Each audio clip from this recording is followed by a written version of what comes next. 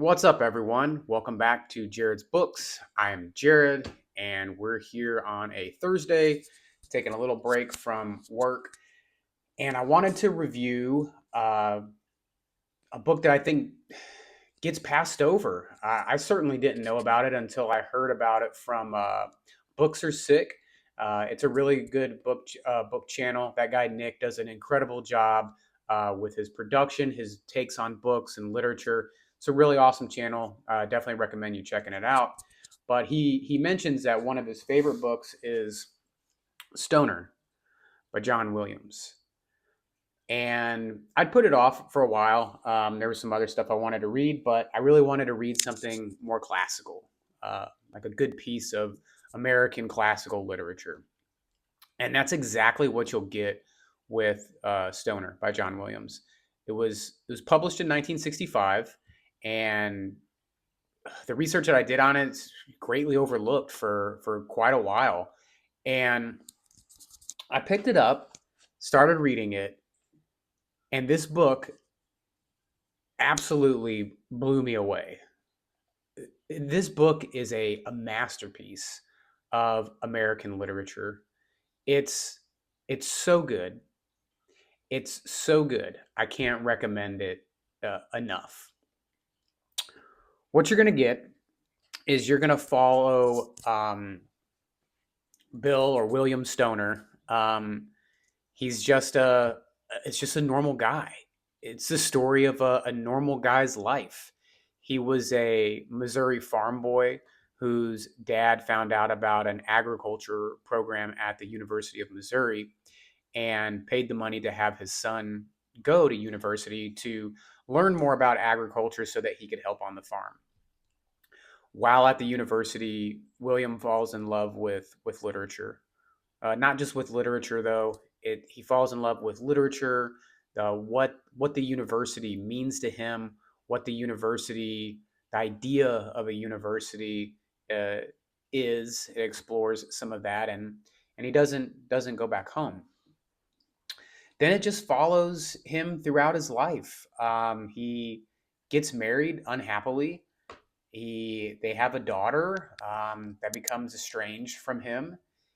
His work life at work seems to plateau and to not really go anywhere. His He ends up having an affair that is falls in love like for the first time in his life. He realizes I'm trying not to give away too many spoilers in this. Um, then I mentioned his career. Yeah, then there's a little bit more of that goes into it. And then I don't want to give away the end of the book. So what I'll say to like kind of the plot is you're going to follow just the life of an ordinary person. And that's what makes this book so brilliant is John Williams has made it to where you can find real beauty, and it's partly because of his prose and his writing.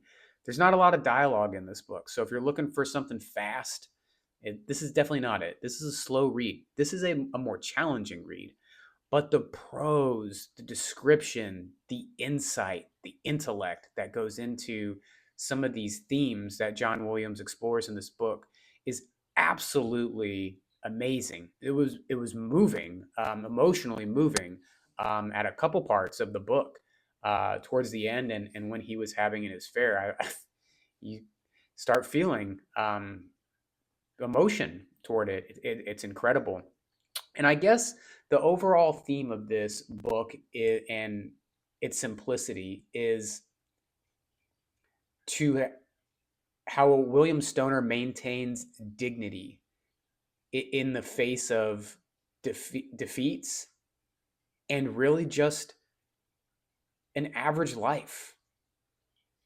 And I think this book really hit home in importance. It really got me thinking. It really stimulated a lot of thought.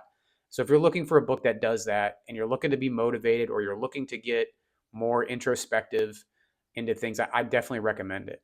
But what it did was, in our day and age with so much self promotion and social media, this book made him maintaining who he was throughout just mediocrity appealing and romantic is what it did.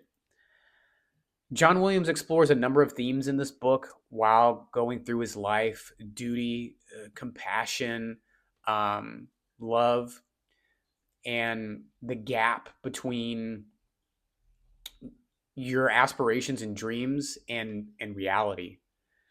One of the biggest things I took away from the book is how John Williams developed the relationships to define love in a couple of different ways. So Stoner marries his wife Edith, and they have a very peculiar, a very unhappy relationship, pretty much from the jump. But stay together forever. So it looks at love from this long term uh, experience sharing kind of thing. Then he explores love through his daughter, and it goes into like a father daughter a relationship there, and his daughter ends up becoming estranged from him, and how that feels to him. But most importantly, I thought, was how he describes love when William actually was having an affair with someone that attended the university, and he was actually in love for the first time. It was amazing. It's just amazing writing. um, I can't recommend the book highly enough.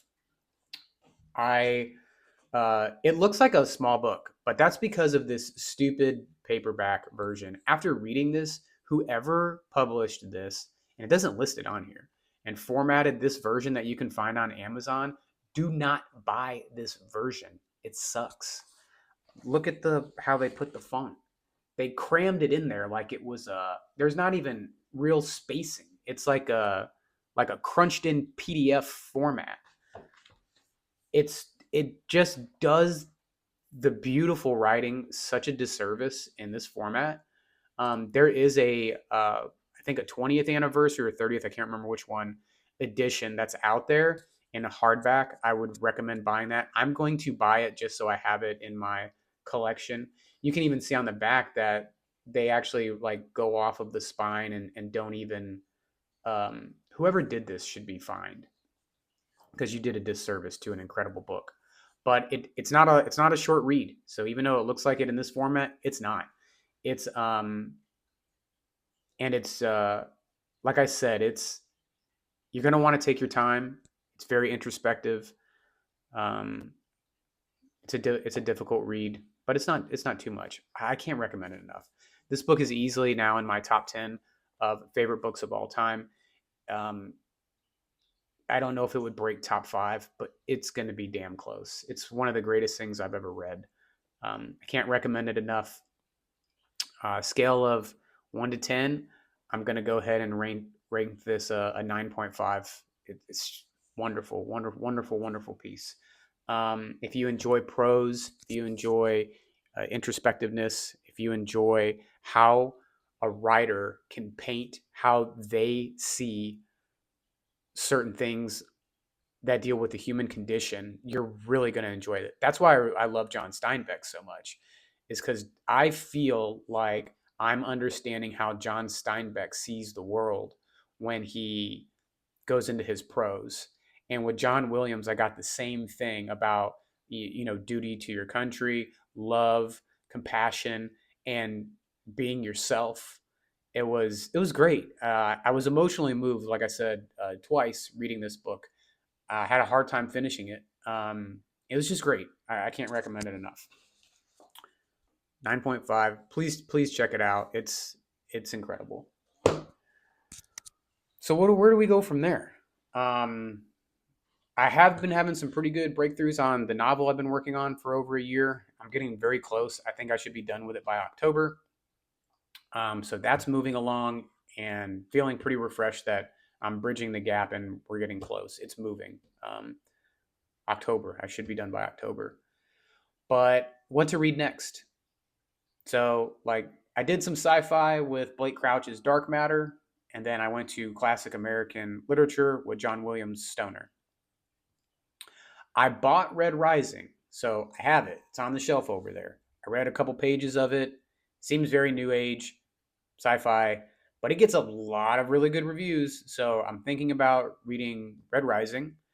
Also thinking about reading Tommyknockers by Stephen King to try to jump back into some Stephen King ever since I didn't enjoy the last third of Doomakey, which everybody that subscribes to this channel or saw the short definitely let me know that they didn't agree with, but that's okay. I mean, you thought it was a great book.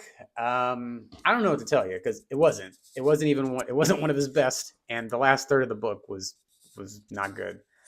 Uh, Other books I was thinking about reading. I bought the Once Upon a Time in Hollywood by Quentin Tarantino, and then after I read a couple pages of it, it's not good. Um, it's just not. It's not gonna be good. The style of writing's not good. The pacing's not good. It kind of looks like it's following the script. So yeah, I just put it on the shelf. And I'm a massive fan of anything to do with the '60s and anything to do with the Tate LaBianca murders or the Manson family. And I still don't want to read it. I thought about reading The Man Who Killed Kennedy. Speaking of the '60s, I have it over there by Roger Stone. So I'm thinking about maybe checking that one out, but I don't know. Sphere. I was looking at reading Sphere by Michael Crichton. Let me know if you've read that or anything. So, kind of looking for your input. Those of you that subscribe to the channel, thanks. If anybody if you like the video, I don't ever like write any notes. I just take a break from work or immediately after finishing a book and we hit play. So if you have any ideas, definitely let me know. Make some recommendations.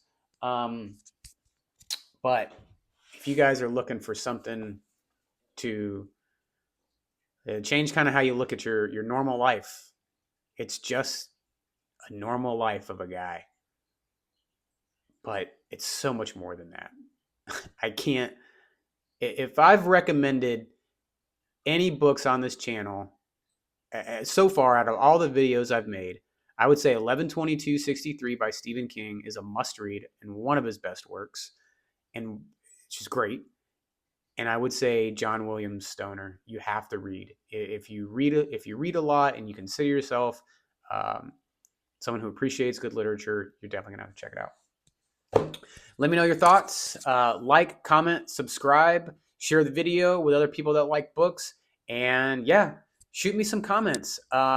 Nothing gets more comments than disagreeing with a Stephen King novel, I have found out, or mentioning that you're not a fan of Graham Hancock, but whatever. It's where it is. Everybody has their opinion, and I'm looking forward to hearing yours. Let me know if you've read John Williams Stoner, and give me some book recommendations, maybe some sci-fi. I really like nonfiction as well, and some American literature. Those seem to be my key reads. And as always, thanks for stopping by. Keep reading. Talk soon.